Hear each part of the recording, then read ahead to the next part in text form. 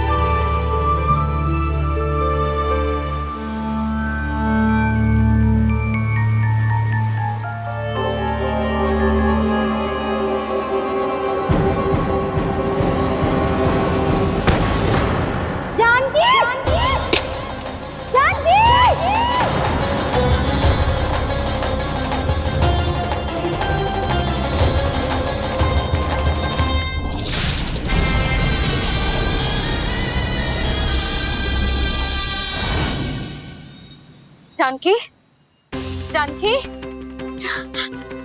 क्या होगा इसे?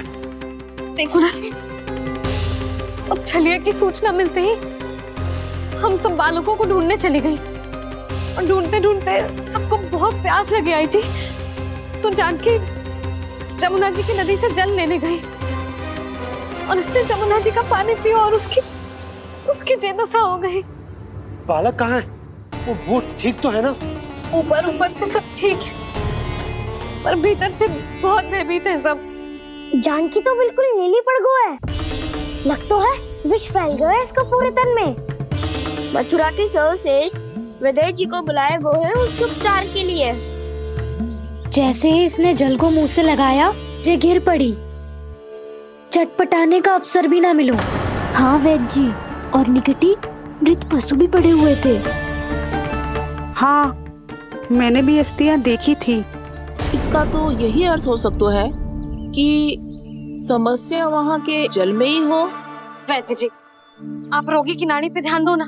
जे गोपिया क्या कह रही है उसे सुनने की आवश्यकता ना है। जब तक विष के कारण का पता नहीं चल जाता, हम उपचार कैसे कर सकते हैं रानी जी? जी, वो निकट ही यमुना जी में एक विशेष क्षेत्र है, जे सब उसी के जल की बात कर रहे हैं। तब तो ऐसा भी हो सकता है कि किसी विषैले सर्प के काटने का प्रभाव हो। पर सर्प के काटने का चिन्ह ना है उसके तन पे। सर्प जब काटतो है तब उसके दांत के चिन्ह बन जाते हैं। मुझे पता है, बड़े बड़े सर्प को काटते हुए देखो है मैंने। एक दिन अब बस कर उज्जवल, ये बड़ी बड़ी हाँकने का समय ना है। पर यदि सर्प ने ना काटो है, फिर जानकी की ये दशा किसने की? अवश्य किसी राक्षस ने की होगी। नाना, कोई विषैला पशु भी तो हो सकता है, या वैसे किसी महाविषैले सर्प के विष से हुआ है। सर्प ने भले ना काटा हो, लेकिन ये अवश्य ही किसी महाविषैले सर्प के विष के कारण हुआ है। कालिया नाग। कालिया नाग?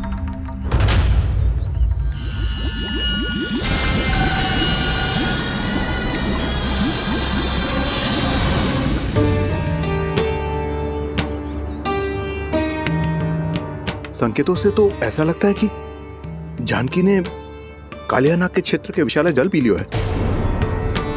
कालिया नाग एक लोक श्रुति है, कल्पना में गढ़ी हुई एक कथा, और कछु ना है। हमें जाके पता लगाना पड़ेगा। पर हमें वहां जाने से मना किया है ना बड़ों ने। उज्जवल सही कह रहे हो है, इस समय जानकी के स्वार्थ से अधिक महत्वपूर्ण और कछु ना है। जानकी हमारे लिए ही जलाने गई थी जी, ना मैं उसे जाने देती ना जैसा वो। तो वैद्य जी आप शीघ्र कछु करो, कैसे भी कछु भी करो, पर इसके प्राण बचा लो। यशोदा, धैर्य रखो, श्री नारायण पर विश्वास रखो। वो सब ठीक कर देंगे।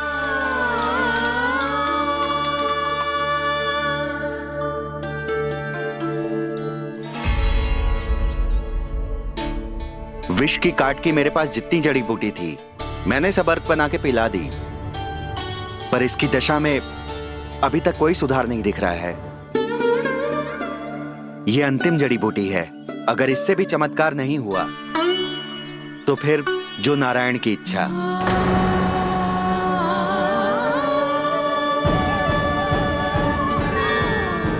पर कोई तो उपाय होगा जानकी को बचाने का। कान्हा, यदि तुझे किसी औषधि के बारे में पता है हमें बता दे, हम जाके ले आएंगे।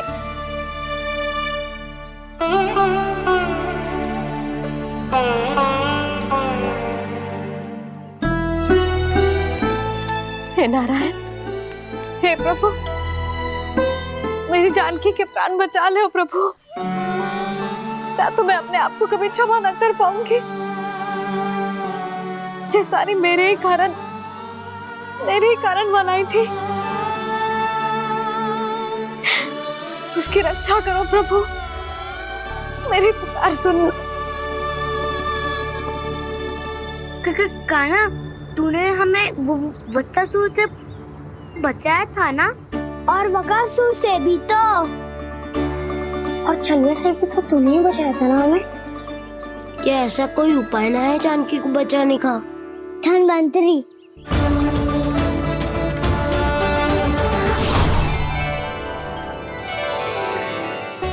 मैं आ गया हूं प्रभु, चिंता मत कीजिए, आपके आदेश का पालन अवश्य होगा। यशोदा मैया,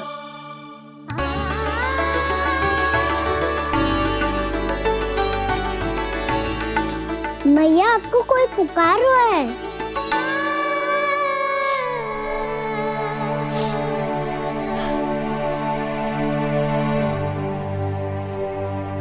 चिंता मत करो मैया, अब धनवंतरी जी आ गए हैं, वो सब संभाल लेंगे। धनवंतरी जी कौन है? जिन्होंने संसार का आयुर्वेद दिया, आरोग्य के देवता, वे श्री नारायण के अवतार।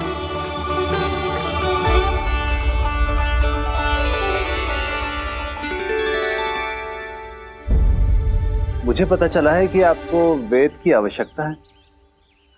हाँ हाँ, भीतर आइए। आइए आइए बैठे जी। जी रहे। मथुरा का सर्वश्रेष्ठ वैद्य अर्थात मैं यहां आ चुका हूं और रोगी को जितनी औषधि की आवश्यकता थी सब दे चुका हूं।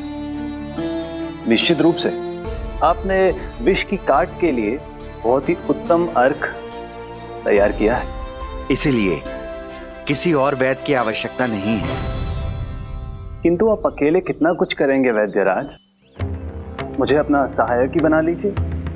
पर जो करना था मैं पहले ही कर चुका हूं। हाँ, वो तो आप कर चुके हैं, बस रोगी के तन से विष निकालना शेष है ना वैद्यराज? हाँ हाँ, बस वही शेष है। इनके रक्त को विष रहित करने में मैं आपकी सहायता करूंगा। पहले ये संजीवनी मानी जाने वाली इन लाल फूलों की बूटी को भी घिसना है ना?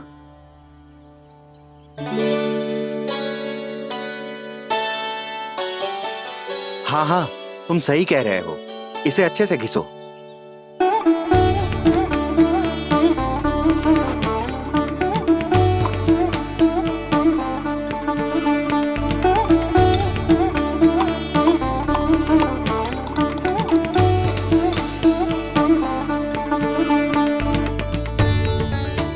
और ये नीले फूलों को भी तो मिलाना है ना? हाँ हाँ, अच्छे सहायक बन सकते हो तुम, ऐसे ही श्रम करते रहो।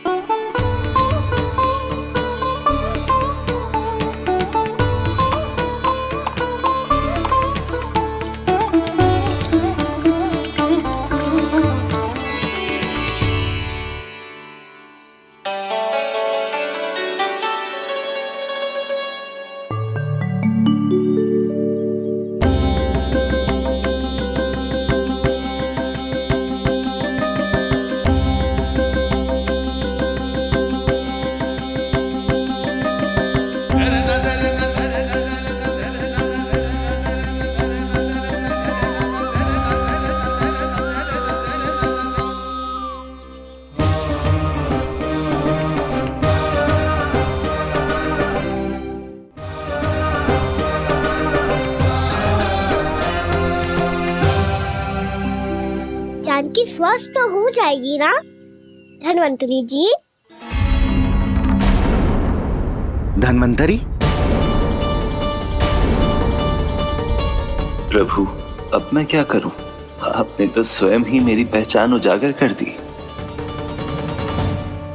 जी क्या करो कान्हा?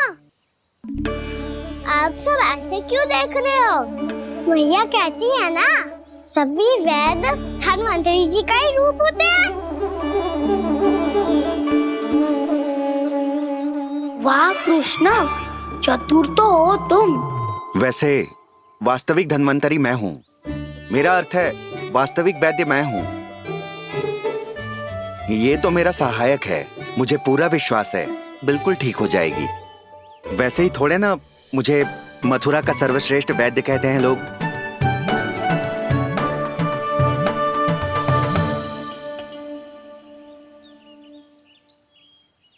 जसोदा भाभी, जशोदा जी, जानकी को चेतना आ गई। जानकी,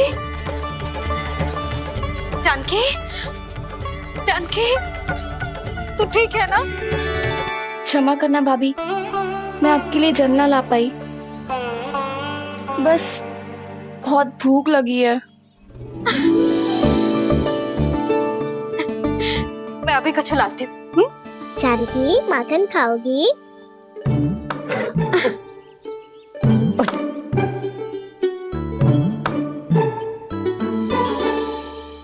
आजा, तू ही खिला दे लल्ला।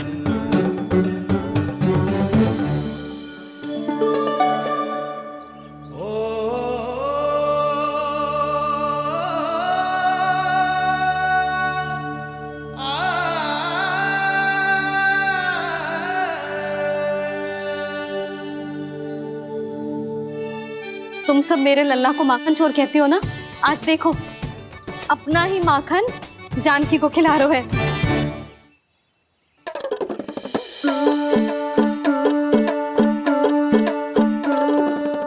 थोड़ा और विश्राम कर लो। सदैव तुम हम सबकी सेवा करती हो, आज मैं तुम्हारी सेवा करूंगा। जानकी की जिद तब हुई जब जय यशोदा काकी की सेवा कर रही थी, और अब देखो स्वयं भगवान ही इसकी सेवा कर रहे हैं। जानते हो इससे क्या सिद्ध होता है? जो भी यशोदा मैया की पूजा करेगा, अर्थात अपने माता पिता की सेवा करेगा, उनके साथ सम्मान से व्यवहार करेगा, ईश्वर स्वयं उसका ध्यान रखेंगे। कभी धन्वंतरी के रूप में तो कभी स्वयं कान्हा के रूप में। भक्त और भगवान का देखो कैसा ये अनुराग, स्वयं करे सेवा प्रभु, अद्भुत गोपी का भाग्य। प्रभु इन सब पृथ्वीवासियों से कितना घुल मिल गए हैं। ना तो ये प्रभु को भगवान मानते हैं और ना ही प्रभु अपने आप को इनसे सर्वश्रेष्ठ समझते हैं। अपने आचरण से ये सिद्ध कर रहे हैं कि ये सभी में हैं और सभी इनका ही अंश है।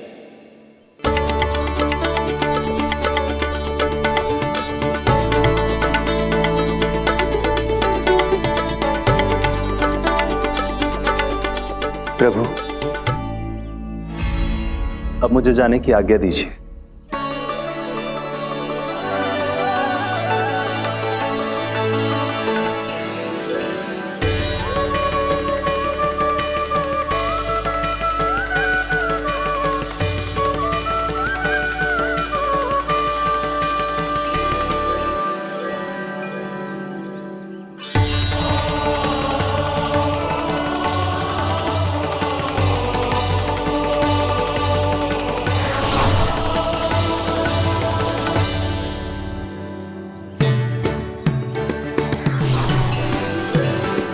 कान्हा ने तो सच्ची में धन्वंतरी जी को बुला लिया था।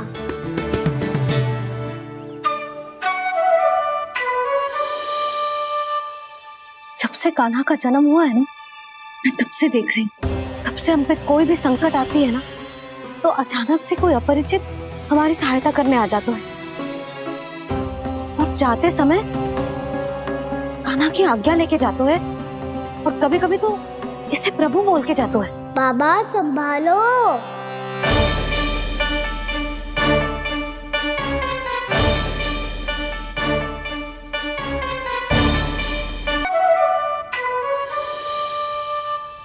जब से कान्हा का जन्म हुआ है ना, मैं तब से देख रही हूँ, तब से हम पे कोई भी संकट आती है ना, तो अचानक से कोई अपरिचित हमारी सहायता करने आ जाते हैं और जाते समय कान्हा की आज्ञा लेके जाते हैं और कभी कभी तो इसे प्रभु बोल के जाते हैं। बाबा संभालो। यशोदा, इस जानकी को चढ़ो है और विचित्र विचार तुम्हारे मन में है। अरे सब जानते हैं कि हमारा परिवार राजसी, तुम्हें पता ना चलते हो वो, पर हमारे कान्हा को सब राजकुमार ही समझते हैं देखकर,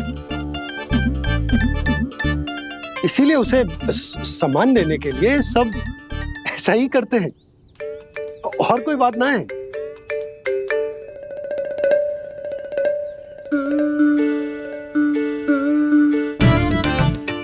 अब जे मेरे लल्ला को ऐसे क्यों घूर रहे हैं? बुरी दृष्टि लगाएंगे क्या? वैद्यराज जी, आपके सहायक तो गए, अब आप यहाँ क्यों? वो क्या है ना, मैं अपने रोगी का निरीक्षण करके पूरी तरह से संतुष्ट होकर ही जाता हूँ।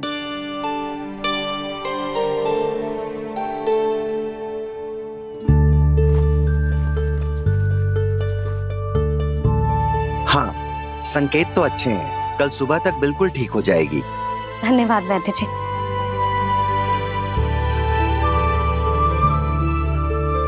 बस तो फिर हम कल पकड़न पकड़ाई खेलेंगे जानकी।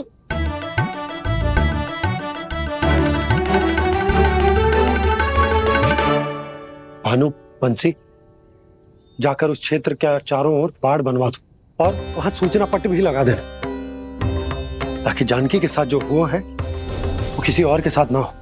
शीघ्र जाओ। जी ठीक है।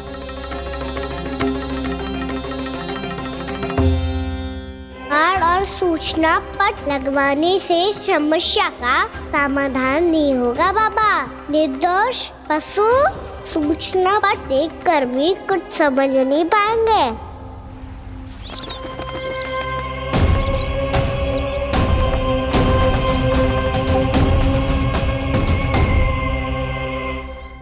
तो तुम्हारे कहने का अर्थ यह है कि व्योमासुर मारा जा चुका है और वो बालक अब भी जीवित है।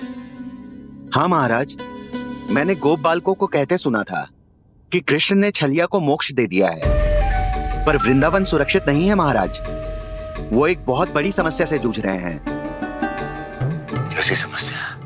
गांव के निकट क्षेत्र में किसी विषैले सर्प का निवास है। उसके विष का प्रभाव इतना भयानक है महाराज, जैसे विष ना हो, स्वयं हलाहल हो। मेरी कोई भी औषधि रोगी का उपचार नहीं कर पा रही थी। निकट के क्षेत्र में कहां है वो सर्प?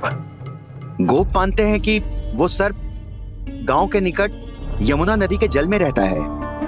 मुझे तो लगता है महाराज, ये कालिया नाग की कथा कोई किंवदंती या लोक श्रुति नहीं, एक सच्चाई है, एक विषैली सच्चाई।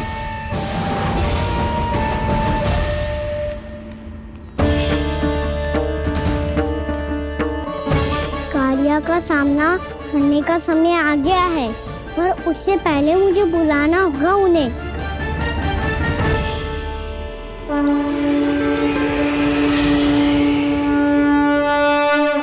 संसार के दारुण भय का नाश करने वाले, सभी कष्टों का हरण करने वाले, विश्व का समस्त ऐश्वर्य प्रदान करने वाले, कमल जैसे लोचन, मुख और चरणों वाले आजानुभुज श्री राम को मैं बार बार नमस्कार करता हूँ। आपदामपहर्तारम दातारम सर्व संपदाम लोकाभिरामम श्री रामम भूयो भूयो नमाम्यहम्। कागभूसोंडी कागभूसोंडी कागभूसोंडी। प्रभु क्षमा करें, मुझे जाना होगा।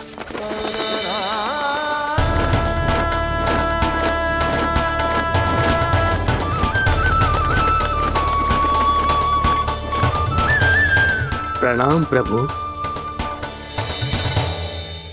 अनेक बार मैं आपके दर्शनों के लिए आया प्रभु। कभी नंद भवन के झरोखों से आपके दर्शन करके चला जाता था, तो कभी दूर किसी वृक्ष की आड़ से आपको निहार लिया करता था। आज आपने स्वयं मुझे बुलाकर धन्य कर दिया प्रभु।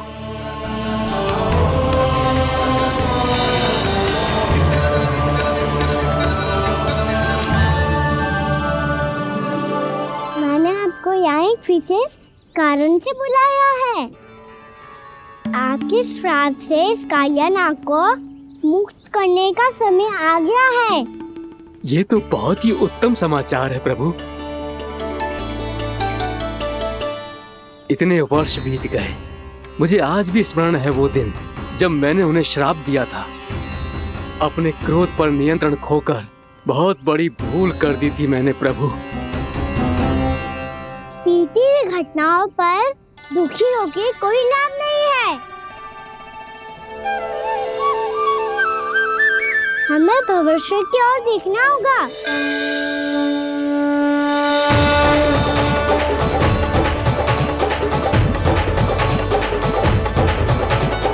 आदेश कीजिए प्रभु, क्या आज्ञा है आपकी? जब मैं कालिया नाग का सामना करने जाऊं, तो आप यहीं रहेगा। आपको अपने आप पता चल जाएगा कि कब क्या करना है। और हाँ, लौटते जाते समय नारद मुनि से कहिएगा, वो आकर मुझसे भेंट करे। अवश्य प्रभु, प्रणाम। क्या इसने सच्ची में देवर्षि नारद को बुलाया है? नारायण नारायण, आपको संदेश भेजने की आवश्यकता नहीं थी। आप स्मरण करते और मैं चला आता। तुम्हारा कल्याण हो नारद।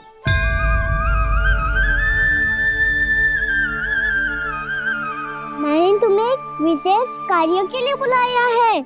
आज्ञा दीजिए प्रभु। तुम्हें एक बात फिर कंस से भेंट करनी होगी। विचार कीजिए महाराज, क्या आप बिना किसी शंका के कह सकते हैं कि कौन सी पंखुड़ी पहली है और कौन सी आठवीं?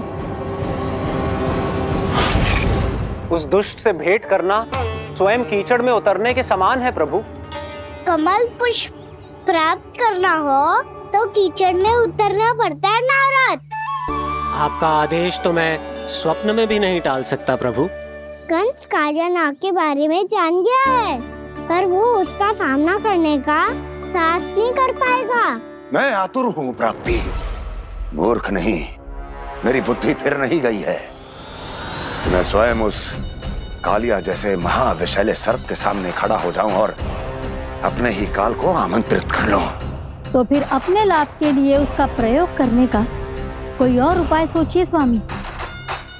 कुछ ऐसा कीजिए कि यमुना नदी का पूरा जल विषैला हो जाए और वृंदावन वासी उसका उपयोग करे, और आपका काल कहलाने वाला वो बालक स्वयं काल के गाल में चला जाए। उत्तम उत्तम सुझाव है प्राप्ति। अब मुझे उस कालिया तक पहुंचने का मार्ग ढूंढना होगा। उसको विवश करने का कोई उपाय ढूंढना होगा, क्योंकि व्यक्तिगत रूप से उससे भेंट करना असंभव है। असंभव। आप सही कह रहे हैं प्रभु। कंस में उतना सामर्थ्य नहीं कि वो कालिया नाग का सामना स्वयं कर सके। वैसे तो कालिया गरुड़ देव का भी सम्मान नहीं करता, तो फिर वो कंस का सम्मान क्यों करेगा भला? नहीं करेगा, पर कंस तुम्हारा सम्मान अवश्य करेगा नारद। तुम्हारी बातें भी सुनेगा और मानेगा भी। ये मेरी योजना का बहुत ही महत्वपूर्ण भाग है। तुम कंस के पास जाओ और कहो कि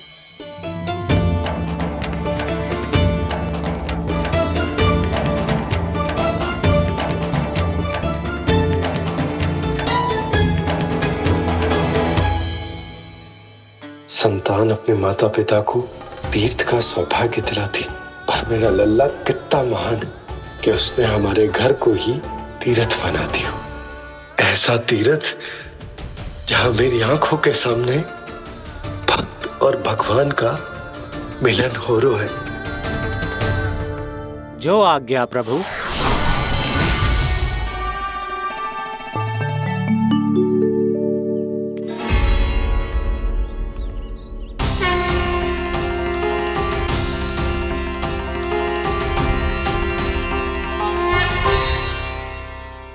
बाबा, कान्हा, ये सब क्या चल रहा है? पहले काग भुसुंडी जी और फिर जे नारद जी। क्या योजना बना रहे हो तुम? कान्हा, बताना लल्ला, क्या सोच रहे तू? कान्हा देख, अगर तुझे अपने बाबा को ना बताना हो ना, अपने भक्त को बता दे। क्या सोच रहे हो लल्ला? क्या करने वाले हो आप?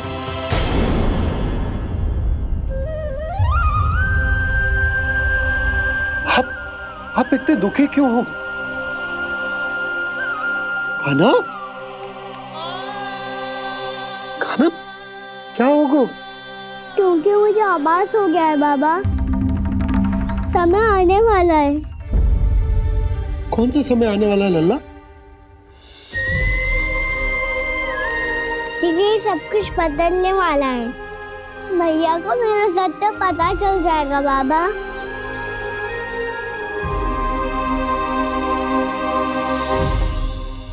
पर लल्ला, इसका काग भुसुंडी और कालिया नाग से क्या संबंध है? ऐसा क्या हुआ था और क्या होने वाला है?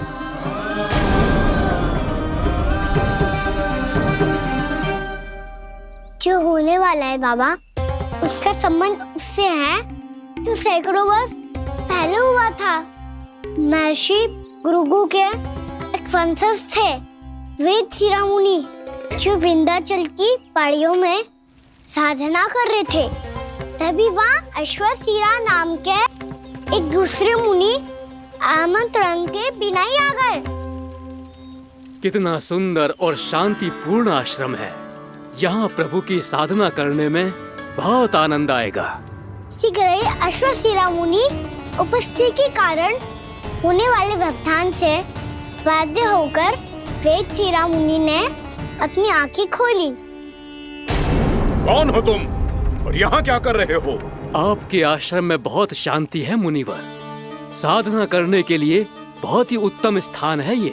मैं चाहता हूँ कि मैं भी यहाँ। आप यहाँ साधना करना चाहते हैं, लेकिन इतना भी नहीं जानते कि किसी के आश्रम में प्रवेश करने से पहले उसकी आज्ञा लेनी चाहिए। आप ये भी नहीं जानते कि यदि कोई यज्ञ कर रहा हो तो बिना अनुमति के वहाँ प्रवेश करने से उसकी यज्ञ साधना भंग हो सकती है। आप क्या साधना करेंगे मुनि? आप तो साधना के योग्य ही नहीं हैं। इतना अपमान! एक मुनि के मुख से इतने कड़वे शब्द शोभा नहीं देते। मैं तुम्हें श्राप देता हूँ, जितनी विषैली तुम्हारी जिह्वा है उतने ही विषैले सर्प बन जाओ तुम। और ऐसा सर्प जो सांस भी ले तो निकट का वातावरण दूषित हो जाए।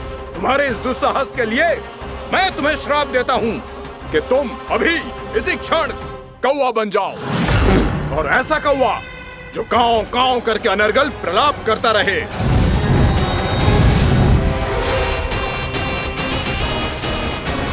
ये मैंने क्या किया? ये मैंने क्या किया? क्रोध के कारण दोनों ने एक दूसरे को श्राप दे दिया। पर दोनों ही मेरे भक्त थे, और भगवान होकर मैं अपने भक्तों को इतनी कठिनाई में कैसे देख सकता था। इसीलिए जिस संकट में उन दोनों ने अपने आप को फंसा लिया था, उसका समाधान करने में मैं उनके पास गया।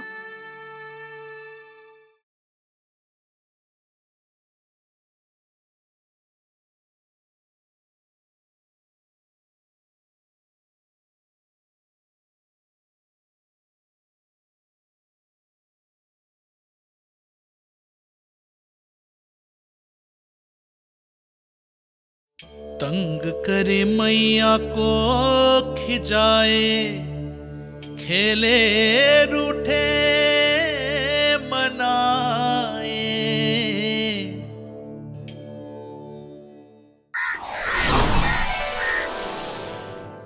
देखिए ना प्रभु, ये क्या हो गया हमसे।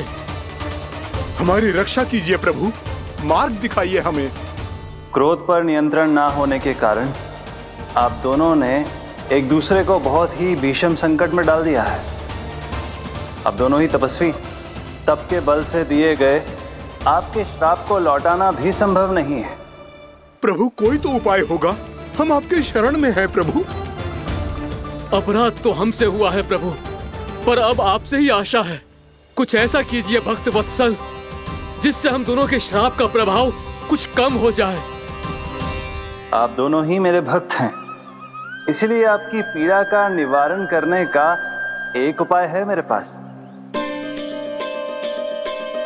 वेद शिरामुनि, जब आप कालिया नाग बनेंगे तो आपको मेरे चरणों को अपने शीश पर धारण करने का सौभाग्य मिलेगा। और अश्र शिरामुनि, आप काग योनि होने के बाद भी आप श्रेष्ठतम ज्ञान और सर्वाधिक यौगिक सिद्धियों के स्वामी होंगे और प्रवचन दिया करेंगे। इसके बाद अश्वशिरा मुनि काक भुसुंडी बन गए, जिन्होंने आगे चलकर स्वयं गरुड़ देव को रामायण सुनाई। और मुनि वेदशिरा महर्षि कश्यप और देवी कत्रियों के पुत्र कालिया नाग बनकर जल में। और अब वही कालिया नाग जमुना जी में, जिनके कारण जानकी के प्राण लगभग चले ही गए थे। अब कालिया नाग को उचित स्थान पर भेजने का समय आ गया है बाबा।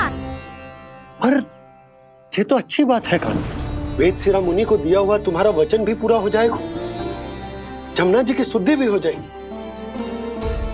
इस सब के बाद भी तुम दुखी क्यों हो? क्योंकि इसके बाद मैया के सामने मेरा रहस्य खुल जाएगा बाबा। उन्हें पता चल जाएगा कि उनका बालक कोई साधारण बालक ना है। भविष्य में जो होने वाला है उसे सबके सामने घटने से रोकना मेरे लिए भी संभव ना होगा। मैया को सब पता चल जाएगा। क्या पता चल जाएगा रे मुझे?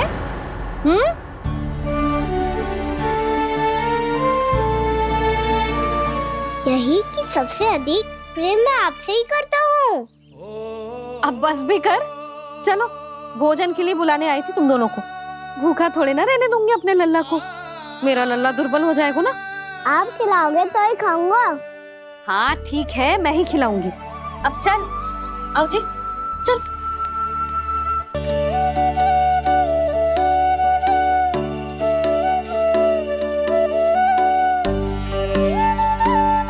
मैया खेलो ना मेरे साथ।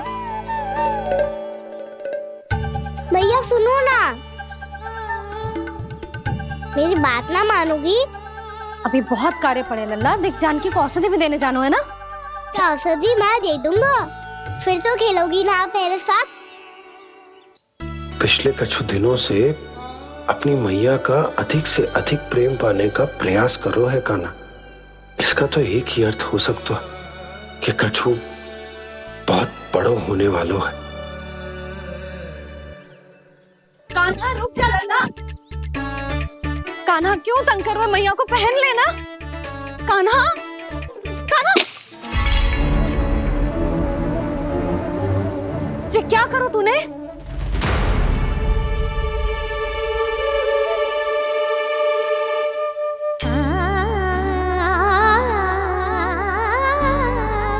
अच्छा ठीक है, अब मुंह लटकाने की आवश्यकता ना है। ये ले।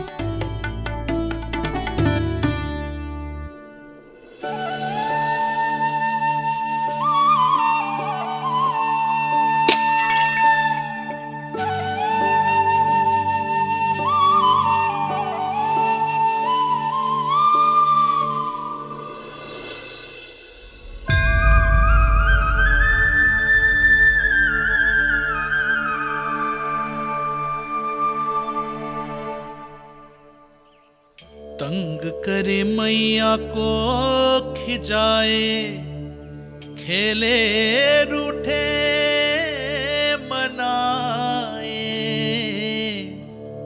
लीला अनोखी करके शरारत, कान्हा दंड भी पाए।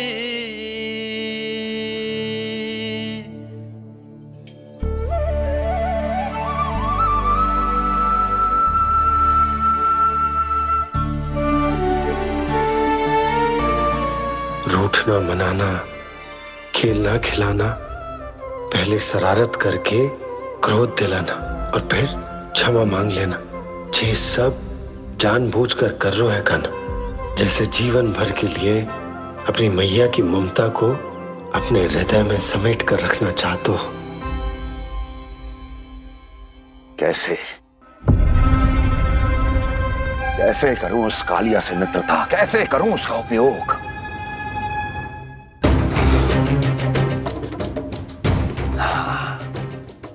उस पर आक्रमण कर देता हूं और उसे किसी ना किसी तरह से यह विश्वास दिला देता हूं कि यह आक्रमण उस विष्णु अवतार ने किया है। फिर वो क्रोध में आकर सारे वृंदावन वासियों को अपने विष से समाप्त कर देगा। उचित है, ये उचित है। नारायण हरि, नारायण हरि।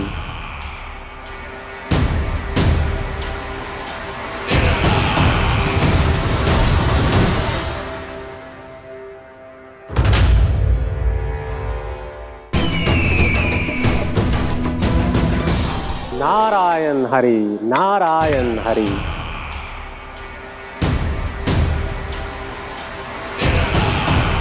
प्रणाम देवर्षि। किस योजना में कितना लाभ है और कितनी हानि, यह आंकलन करते करते थक गए होंगे मथुरा नरेश। देवर्षि, आज मेरा ध्यान कैसे आ गया आपको? आप तो सदैव ही मेरे ध्यान में रहते हैं महाराज कंस। सत्य तो यह है कि मथुरा में जो भी हो रहा है मुझसे छिपा हुआ नहीं है। मैं जानता हूं कि आप किसी भी असुर को वृंदावन क्यों ना भेजें, और वो असुर कितना भी शक्तिशाली क्यों ना हो, कृष्ण का सामना नहीं कर पाता। या तो पराजय स्वीकार करके आपके पास लौट आता है, या तो फिर वीर गति को प्राप्त हो जाता है।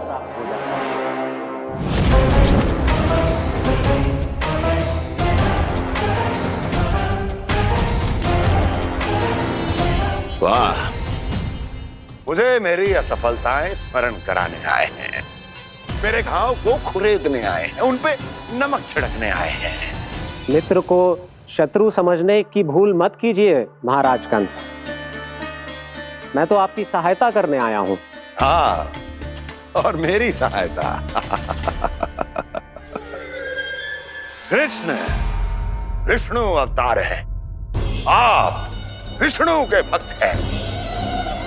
मैं हूं विष्णु द्रोही, फिर भी तो आपके आराध्य को हानि पहुंचाना चाहता है, उसकी सहायता करना चाहते हैं आप। क्या आप निश्चित रूप से कह सकते हैं कि आप ब्रह्मांड के सभी नियमों को अच्छी तरह समझते हैं? अवश्य। आपके लिए बस इतना ही जानना पर्याप्त होगा कि मैं जो कुछ भी कर रहा हूं उसके लिए मेरे व्यक्तिगत कारण हैं। मैं तो बस आपके हित में पिछली बार की तरह एक सुझाव लेके आया था, पर यदि आप मेरा सुझाव सुनना भी नहीं चाहते तो आपकी इच्छा। नारायण हरि, नारायण हरि। कारण चाहे जो हो, इनके पिछले सुझाव के कारण ही आज मेरे शत्रुओं की संख्या कम है। अन्यथा मैं देवकी के अन्य पुत्रों को भी जीवित छोड़ देता, और आज वो सब अपने भाई के साथ मिलकर उसकी शक्ति को अनेक गुना बढ़ा देते। ठहरिए देवऋषि,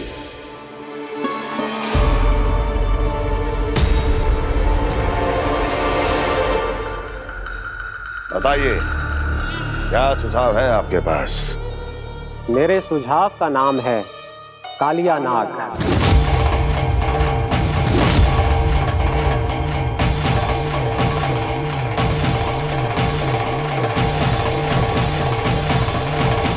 उसके विषय में मैं जानता हूं देवर्षि। तो समस्या यह है कि मैं स्वयं उससे मिलने नहीं जा सकता, उससे भेंट नहीं कर सकता। उस कृष्ण की हत्या के लिए उसको वृंदावन जाने के लिए तैयार नहीं कर सकता। तो मत जाइए उसके सामने, और ना उसे भेजिए कृष्ण के सामने। हर बार आप किसी न किसी असुर को अपने शत्रु के क्षेत्र में भेजते हैं, जहां शत्रु उसका सामना करने के लिए पूरी तरह से तैयार होता है और आपका असुर मारा जाता है। इस बार शत्रु को युद्ध स्थल चुनने का अवसर मत दीजिए महाराज।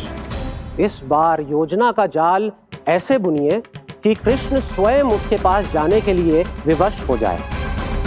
कालिया नाग स्वयं काल है, मृत्यु का दूसरा नाम है। उसके विष का उपयोग अपने लाभ के लिए कीजिए महाराज। वैसे कालिया के विष की अधिकता का अनुमान तो होगा ही आपको।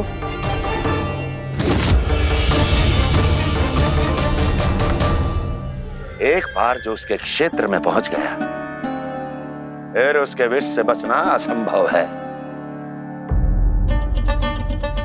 उचित सुझाव है देवर्षि, उचित सुझाव है। देवर्षि, उस छलिया विष्णु की भक्ति करते करते आप भी उसके रंग ढंग सीख गए हैं।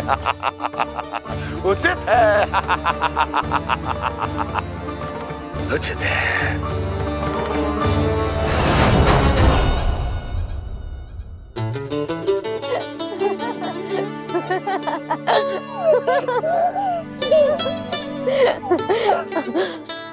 बस बस, बहुत आनंद ले लियो लल्ला। बस अब दूध पी ले। ठहर ठहर, गर्म है। जी ले। ले भी।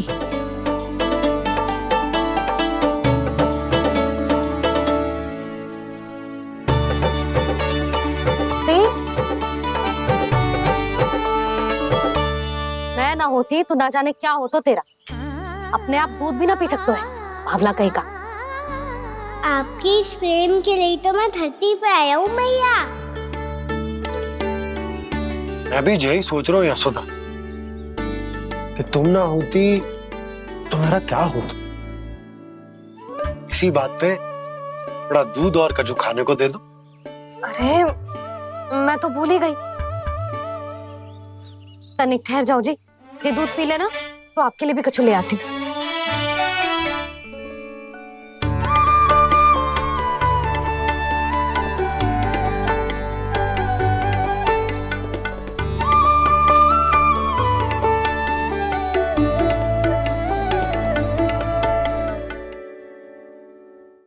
प्रणाम महाराज। आपकी आज्ञा के अनुसार बिल्कुल वैसा ही पत्र तैयार किया है जैसा आप चाहते थे।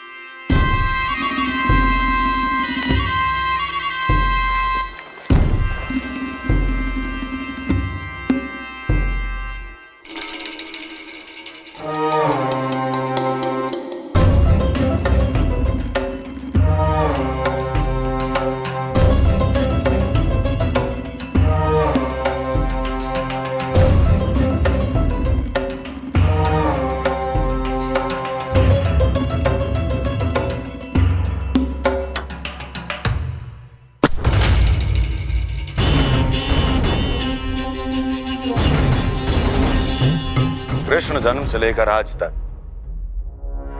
ये मेरी सबसे महत्वपूर्ण योजना है। इसका सफल होना निश्चित है दूत, किंतु केवल वही करना जैसा मैंने कहा है। जाओ।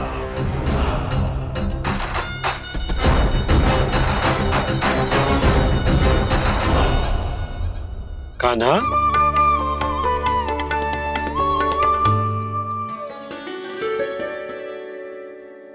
क्या होगा? बाबा मैं चाहता हूँ कि मैया की ममता क्रिस्टल फ्रेम की वर्षा मुझ पे सरतेव ऐसे होते रहे। वो तो होती रहेगी लल्ला। अपने लल्ला के लिए किसी मैया का प्रेम कभी कम हो सकता है भला? नंदराज, वो मथुरा से एक दूत आयो है महाराज कंस का राजपत्र लेके।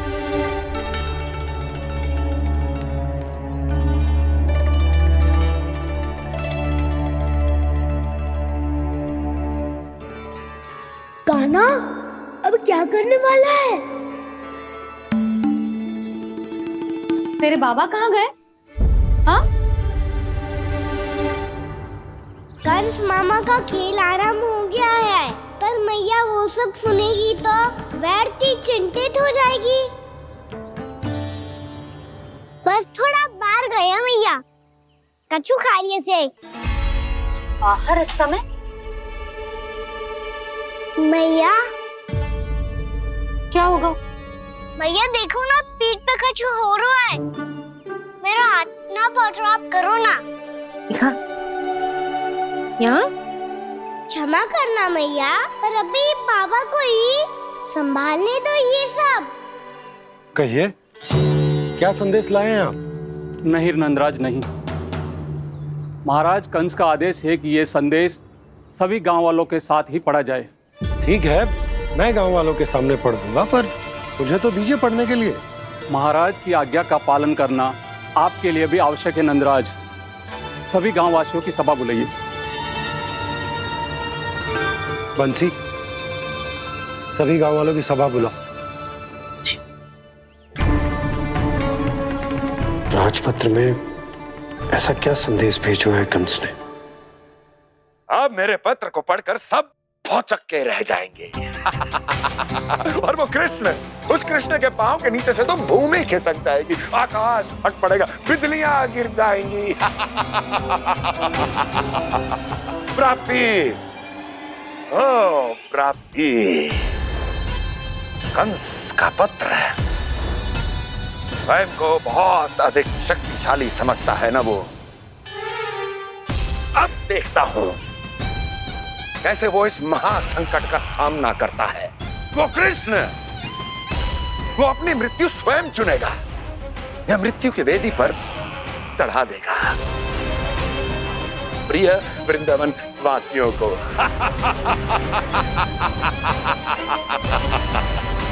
अब आएगा आनंद प्राप्ति, अब आएगा आनंद।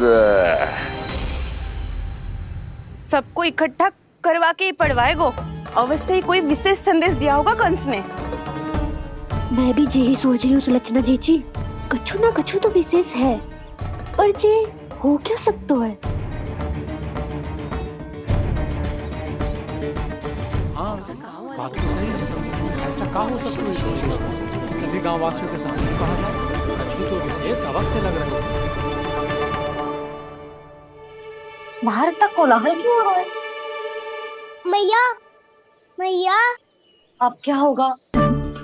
मैया देखो ना, सर पे कछु हो रहा है। लल्ला, नारायण ने तुझे हाथ दिए हैं ना? पीठ की बात अन्य थी। अपने सिर की सेवा स्वयं कर। सर पे तो हाथ पहुंच रहा है ना?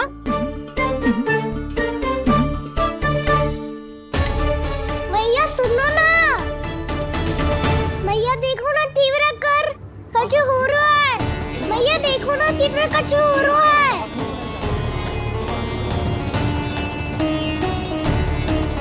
सब लोग आ चुके हैं, अपना संदेश सुनाइए आप। गोपराज नंद और सभी वृंदावन वासियों को सूचित किया जाता है कि मथुरा अधिपति और आप सभी के महाराज कंस ने कल सुबह भव्य पूजा का आयोजन किया है। इसके लिए राज्य को वृंदावन के क्षेत्र के निकट यमुना नदी के मध्य में खिलने वाले 1 कोटि कमल के पुष्पों की आवश्यकता है। इसीलिए आप सभी को यह आदेश दिया जाता है कि ये सभी कमल के पुष्प प्रथम पहर से पहले राजसभा में पहुंचा दिए जाए। इतने सारे वो भी प्रथम पहर से पहले कैसे हो सकते हैं? यदि आप ऐसा करने में असफल रहे तो इसे राज आज्ञा का उल्लंघन माना जाएगा और राजद्रोह के आरोप में आप सभी को कड़े से कड़ा दंड दिया जाएगा। स्मरण रहे, यदि कल की पूजा में इन 1 कोटि कमल के पुष्पों का ना पहुंचने के कारण कोई व्यवधान आया तो समस्त वृंदावन वासियों को दोषी माना जाएगा और पूरे गांव को निवासियों सहित धूल में मिला दिया जाएगा।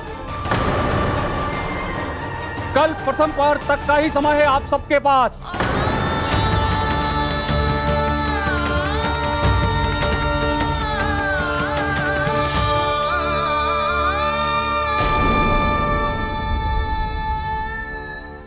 एक कोटि कमल पुष्प, वो भी कल प्रथम प्रहर में? ऐसे कैसे संभव है? और कोई साधारण पुष्प ना, यमुना नदी के मध्य खिलने वाले विशेष कमल के फूल चाहिए उन्हें।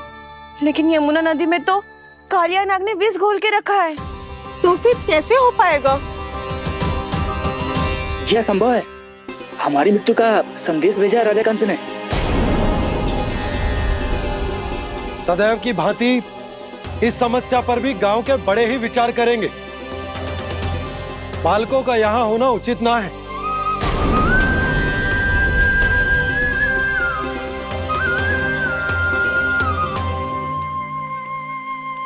लल्ला ले, जे गेंद ले, जा अपने सखाओं के साथ खेल।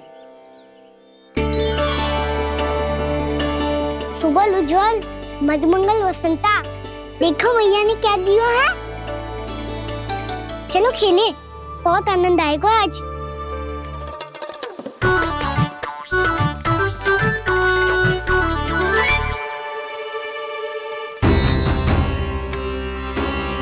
भानु, बंसी, जाओ और शीघ्र ही वो घेरे का कार्य समाप्त करो।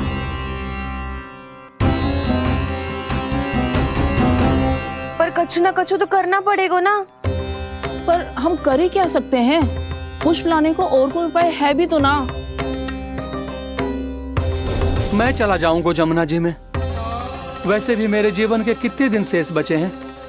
गांव के लिए, समाज के लिए कुछ करके मरूं, तभी तो शांति मिलेगी।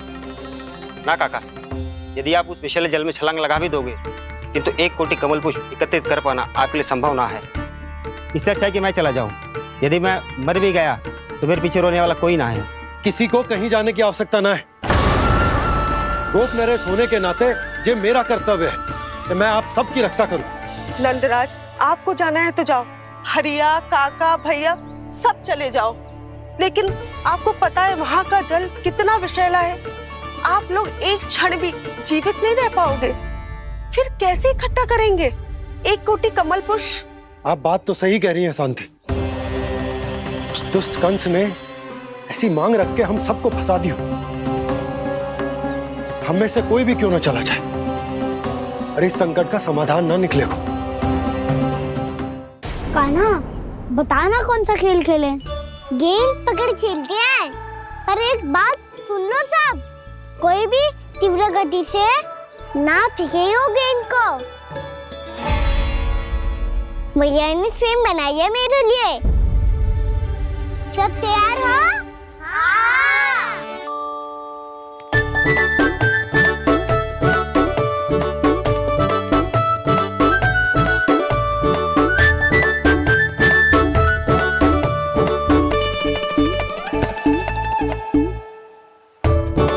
मुझे दो, मुझे दो।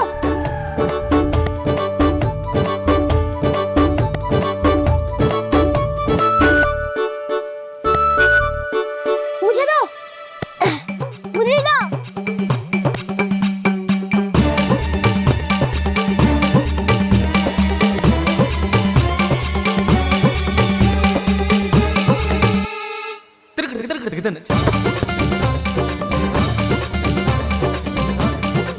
कान्हा, इतनी धीरे से फेंकेगो तो कैसे आनंद आएगो? थोड़ा बल लगा के फेंक। हाँ कान्हा, हम अभी बड़े हो गए हैं, तू अब भी छोटे बालकों की तरह फेंक रहा है।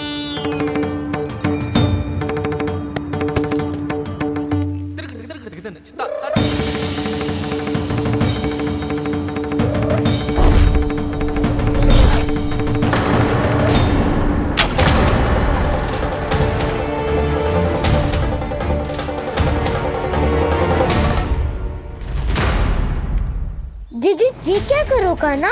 गेंद तो डूब गई।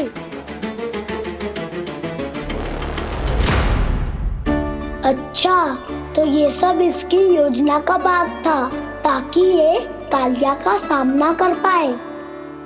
तुम सबने तो कही थी तीव्र गति से फेंको।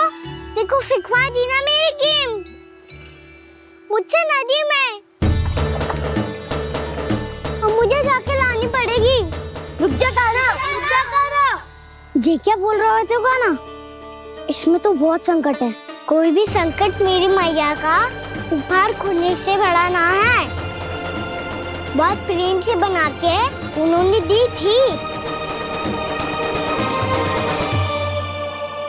हे नारायण, कोई उपाय समझ में ना आ रहा है। मैया, अब कैसे करेंगे हम अपने गांव की रक्षा? कीड़े पड़ेंगे उस दुष्ट को। यदि उसके कारण किसी के प्राण चले गए तो कौन सा फल मिलेगा उसे इस पूजा का? तुम सही कह रही हो यशोदा। हमारे पास कोई और दूसरा विकल्प भी तो ना है। यदि हमने मथुरा की राज आज्ञा का पालन ना किया तो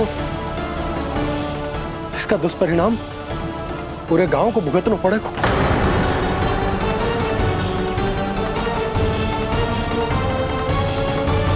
कान्हा, तुम्हें पता है कि तो भगवान है, दिव्य है, बहुत शक्ति है तुझ में। पर फिर भी हम तुझे विषैले जल में ना जाने दे सकते। कुछ होगा तो तुम सब इतनी हट कर रहे हो तो ठीक है, ना जाऊंगा। गेंद कहाँ गिरी है, कितनी दूर गई है, ये तो देख लूं, ताकि उसे बाहर निकालने का कोई उपाय ढूंढ पाऊं।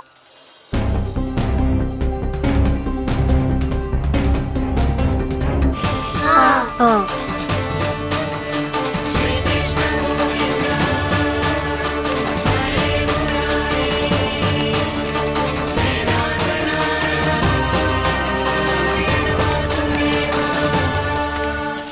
कान्हा की ये लीला तो समझ ही नहीं आ रही।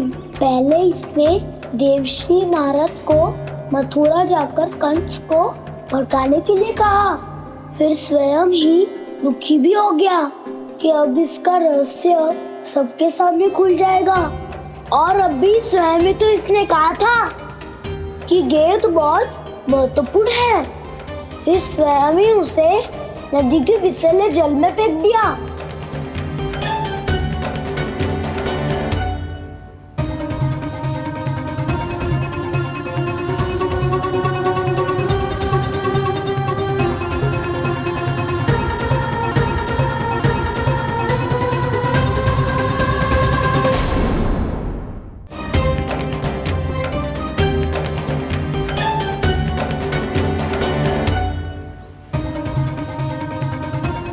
कान्हा, तू ऊपर क्यों चढ़ रहा है? अरे ऊंचाई से देखूंगा तभी तो गेंद दिखेगी।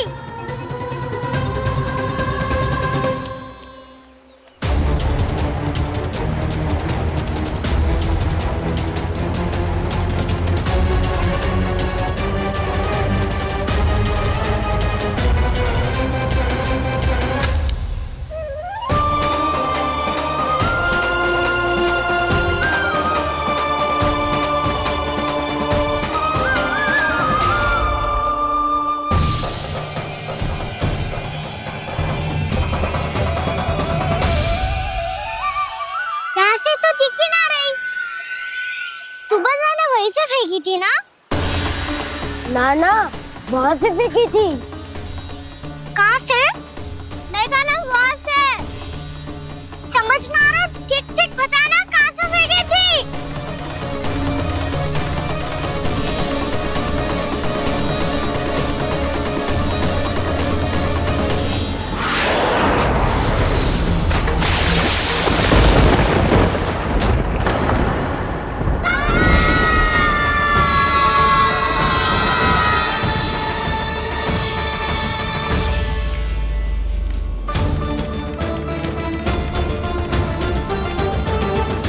कालिया नाग के क्षेत्र में जाकर कोई भी जीवित वापस ना लौट सको।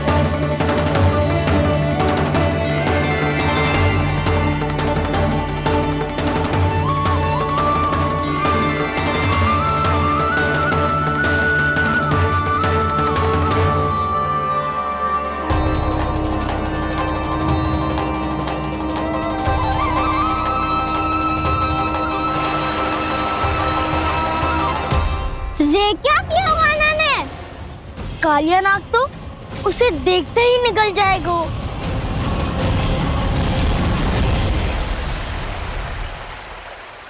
तो आरंभ से अब तक सब कुछ उसकी लीला का ही भाग था।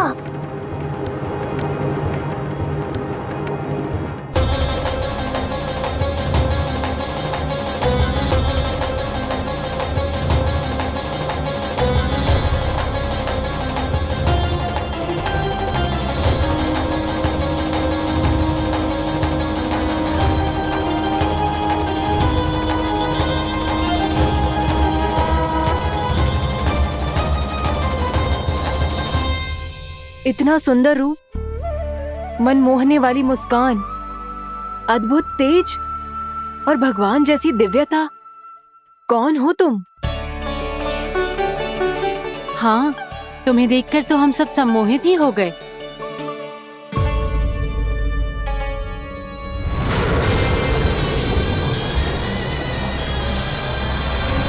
तुम जो भी हो बालक, वापस लौट जाओ। हमारा हृदय तुम्हें ही देखते रहना चाहता है, किंतु यदि हमारे पति जाग गए तो तुम्हें अवश्य हानि पहुंचाएंगे। ये बहुत विषैले है बालक, कालकोट जैसे भयानक। इनके विष से तुम नहीं बच सकोगे। नंदराज, कालिया नाग के विष का प्रभाव बढ़ते ही जा रहा है। पहले 8 कोस तक उसके विष का प्रभाव था, अब तो 1 योजन से अधिक क्षेत्र में फैलो है। जल पीने के प्रयास से अनेक पशु मारे गए हैं और नदी के निकट के वृक्ष और वनस्पति सब नष्ट होने लगे।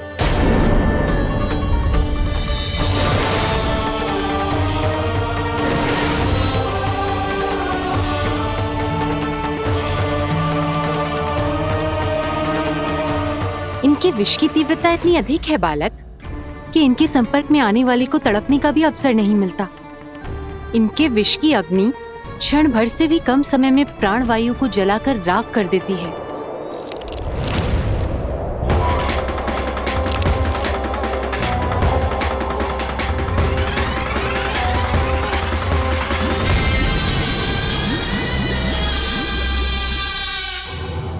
तब तो समस्या और भी गंभीर हो जाएगी। मैंने तो सुनो है कि कालिया नाग कम से कम 2 योजन लंबा है, सैकड़ों फन है उसके।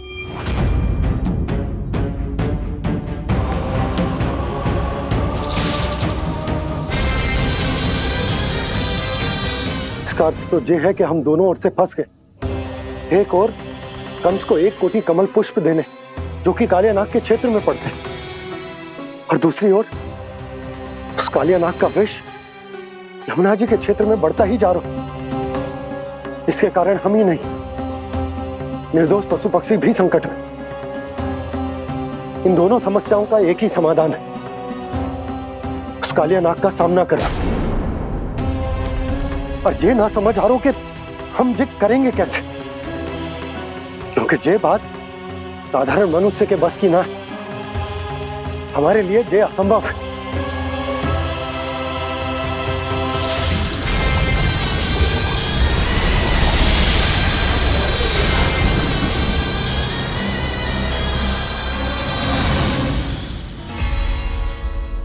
अब तो तुमने अपनी आंखों से भी देख लिया बालक, ये कितने विषैले हैं।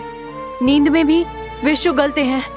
इससे पहले कि तुम्हें कुछ हो जाए, चले जाओ यहाँ से, मान लो हमारी बात।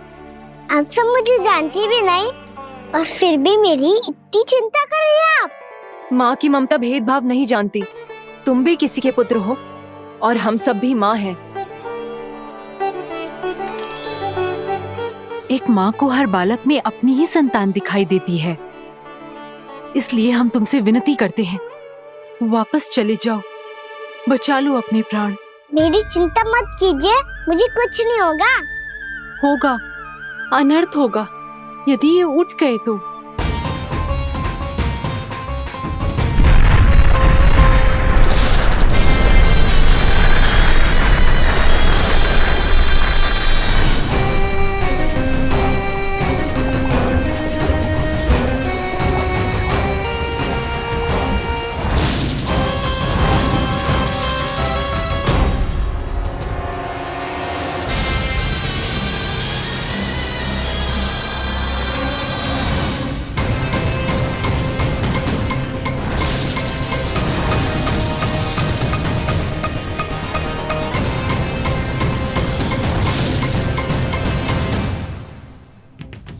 होते हुए भी अपने इश्क को केवल वही देख सकता है जो अपना अभिमान त्याग चुका हो।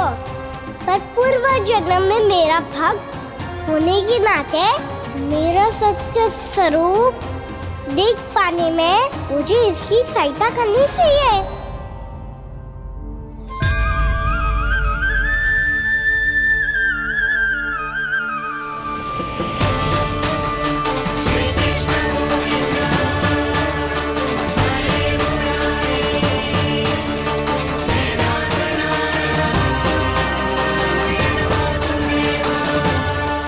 देखो हमारा छोटा सा कान्हा कैसे डट के खड़ा हुआ है, इतने विशालकाय, इतने महाभयंकर सर्प के सामने।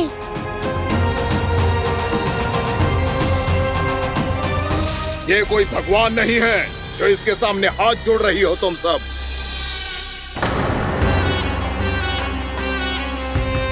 एक सामान्य साधारण बालक है ये, जो ये तक नहीं जानता कि इसके सामने है इसका काल, कालिया। तू कौन है बालक? मेरे इतने निकट आकर भी तू जीवित कैसे है? मेरी नहीं, अपनी चिंता करो कालिया। बहुत मनमानी कर ली तुमने।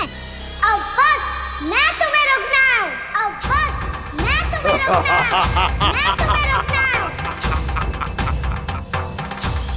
बित्ते भर का है तू, मेरे विष के बारे में जानता ही क्या है? और कहता है मुझे रोकने आया है। किससे? किससे रोकना चाहता है तू मुझे? मुझे क्रोध दिलाने की भूल मत कर बालक। अपनी फुंकार से ही तेरी इस मुस्कुराहट को अंतिम मुस्कुराहट बना सकता हूं मैं। शीघ्र बता, कौन है तू और किसने भेजा है तुझे? तुम्हें आवाज भी है कि अपनी पुकारों से तुम कितना विष भूल चुके हो। पवित्र यमुना नदी को कितना दूषित कर दिया तुमने। और यही नहीं, तुम्हारे कारण निकट के जीव जंतुओं, वृक्ष, वनस्पतियों सबको हानि पहुंच रही है। तो क्या? मुझे उससे क्या? मुझे है, आपत्ति है मुझे तुम्हारे इस व्यवहार से, और इसीलिए तुम्हें यहाँ से जाना होगा।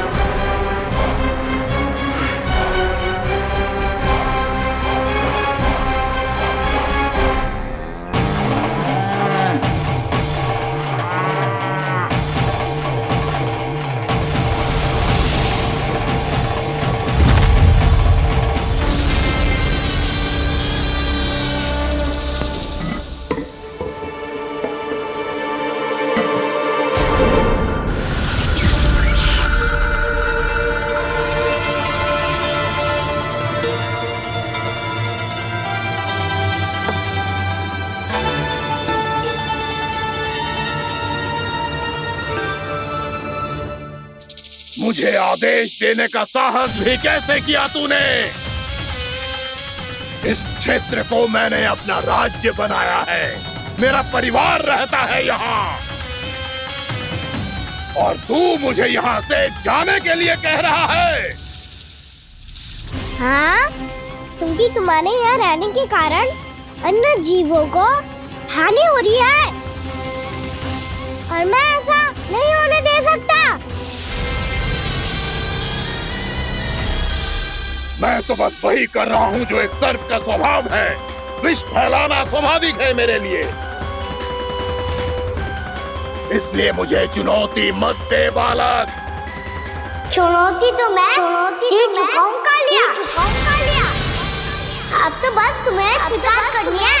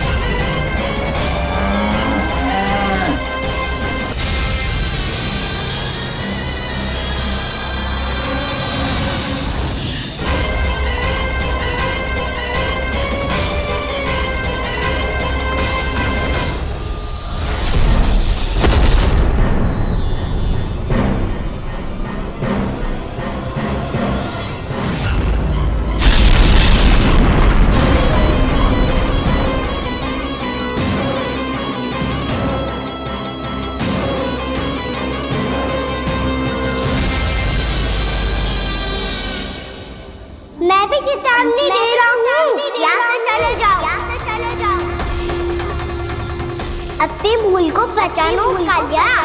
तुम जो कर रहे हो वो अनुचित है।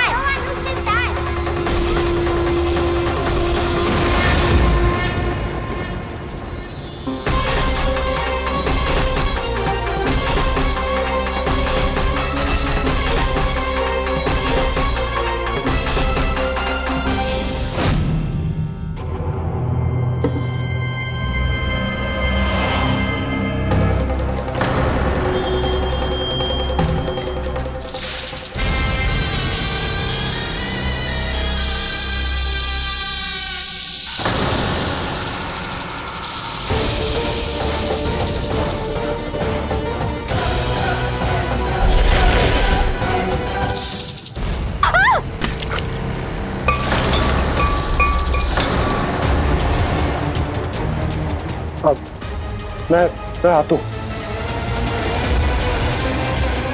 क्या हो गया सुधा? मुझे आवाज हो रहा है जी, कछु ना कछु गड़बड़ है। यशोदा, जो समस्या हमारे सामने है हम सभी उसका समाधान खोजने में जुटे। तुम विश्वास करो, मैं कोई ना कोई समाधान अवश्य ढूंढ लूंगा। हम कैसे भी करके वो कमल के पुष्प उस कंस तक पहुंचा देंगे। नाना, समस्या उससे कहीं अधिक है, उससे कहीं अधिक बड़ी, उससे कहीं अधिक भयानक है।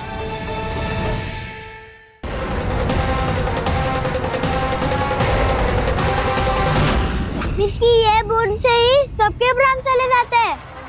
इसने तो विष की धारियां फेंकी है कान्हा पे। कान्हा कैसे बच्चे को अधिक विष से? इसका विष तो क्या, ये सर स्वयं भी छू तक नहीं पाएगा हमारे कान्हा को।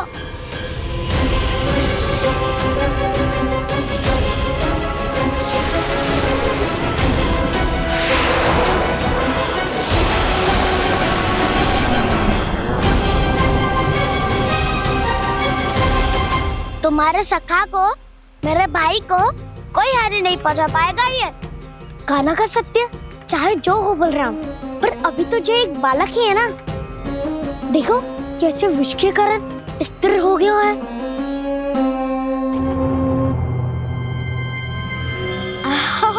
हाउ सर्फ ने कितनी आसानी से अपनी पूंछ से बांध लिया है।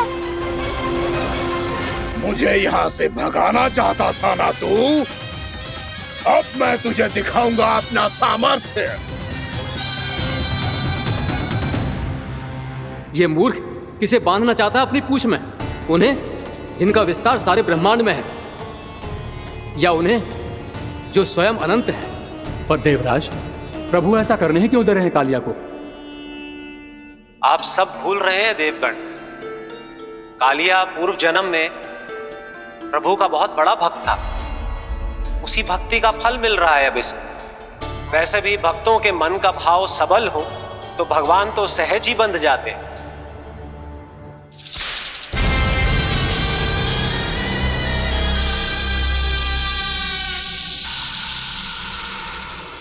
बलराम, तुमने ही तो कही थी कान्हा को कछु ना होगो। देखो दुष्ट ने चारों ओर से जकड़ लियो है।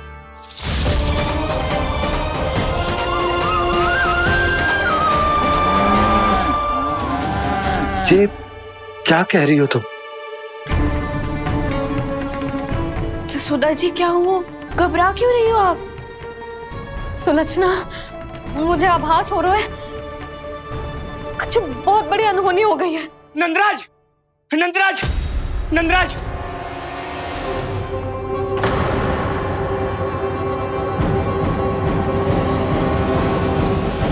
नंदराज, कान्हा ने जमदग्नि नदी में छलांग लगा दी है।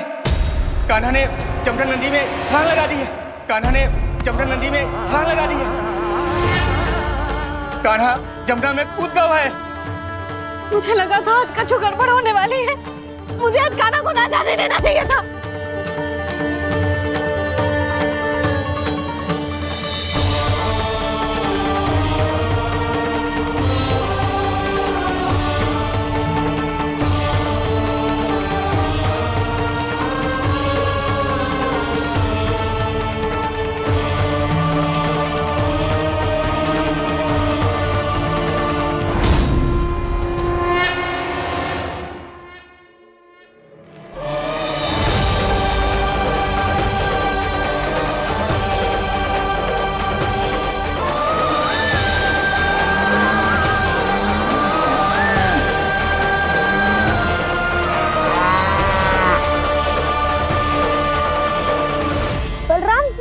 करो ना।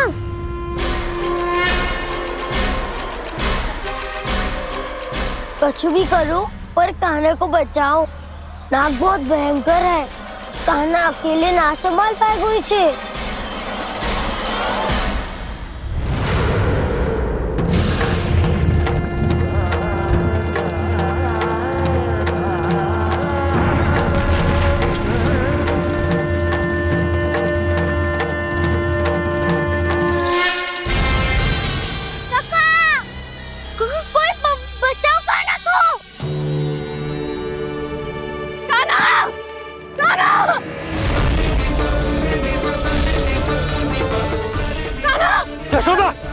यशोदा रुको। छोड़ दो मुझे, छोड़ दो मुझे। जीजी संभालो, बावली हो गई क्या? जीजी संभालो। कान्हा, कान्हा।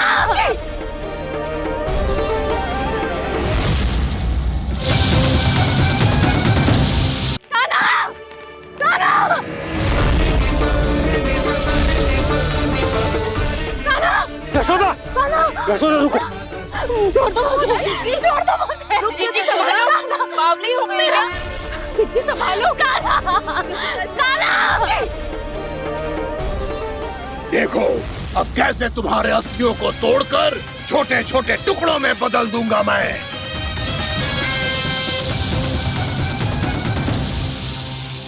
जी आप जाओगी तो आप भी फंस जाओगी। अपने लल्ला के लिए मैं किसी भी संकट का सामना करने के लिए तैयार हूँ।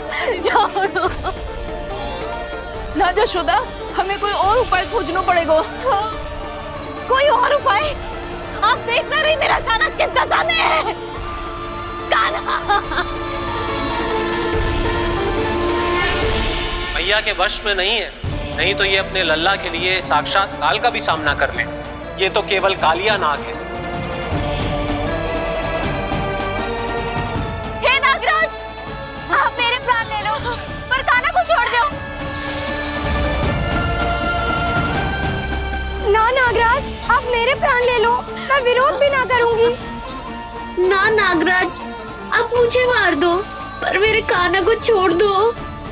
ना ना ना ना नागराज, मेरे प्राण ले लो, हमारे कान्हा से क्या शत्रुता है आपकी?